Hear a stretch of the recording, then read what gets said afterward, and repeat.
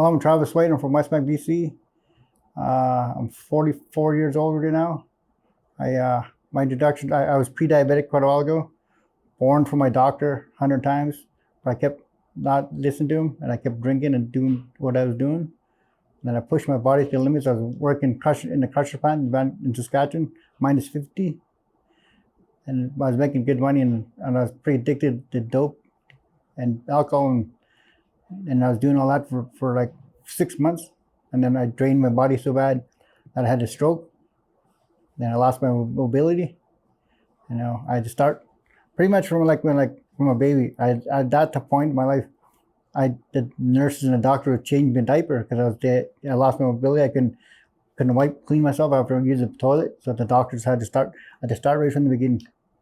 They had to change me. They had to feed me. Well, I could feed myself. They were teaching me how to train me. And I was like, from square one. It's like when you take a chalkboard and you wipe all the ideas off, then you start with just a plain chalkboard. So I had to learn how to talk because my face is like the commercial. My face is dropped, and I lost my ability on the whole left side. And I still have issues on my weak side.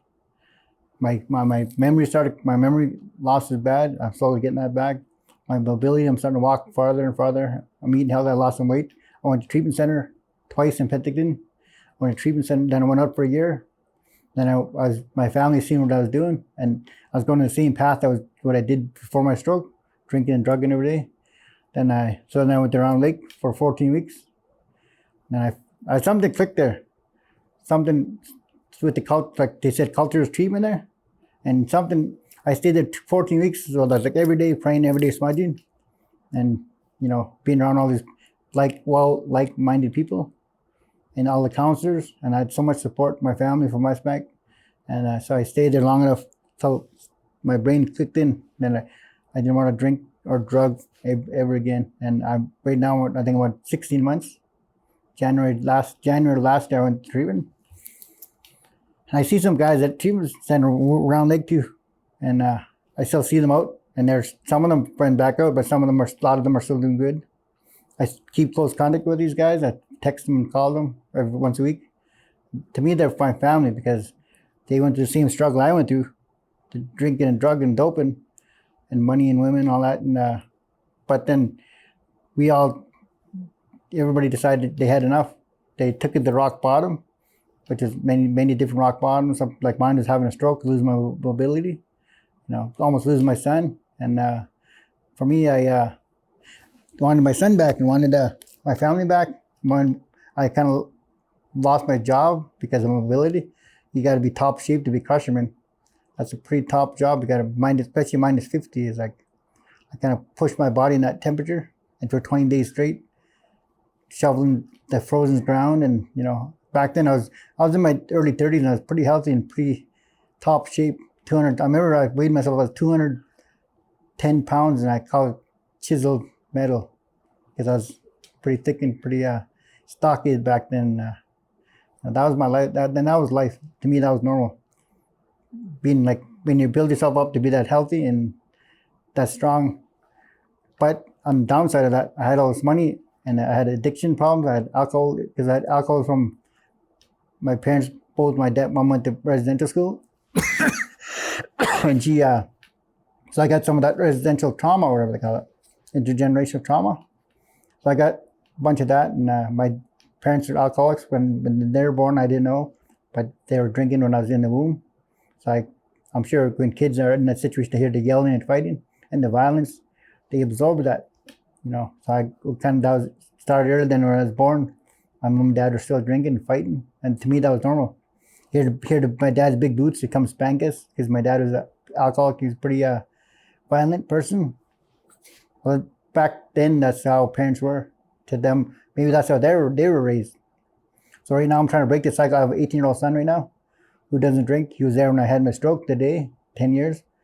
And I'm trying to break the cycle for my son because I would never want him to do drugs or go through that struggle I went through. And, it wasn't a choice. To me, it was like, who wakes up and decides to be an addict today? Nobody. It takes a long time to become that person. And, I know it didn't happen overnight. It happened because the people I hung out with, the place I were hanging out, and the money. To me, the big thing was the money.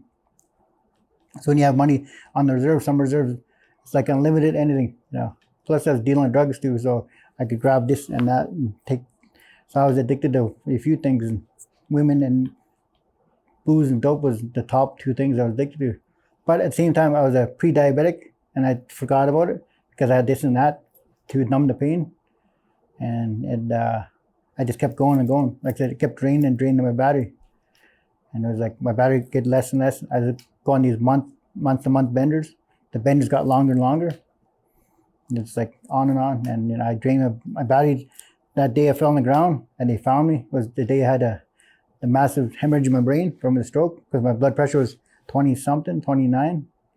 So they finally got me to the hospital, and the doctors, they figured out what it was, checked my blood pressure, checked my blood sugar, then they could do work. But because I did all the damage before to my brain, there wasn't much they could do. Well, time to heal. So they kept me in a room where they cut off all access to no visitors.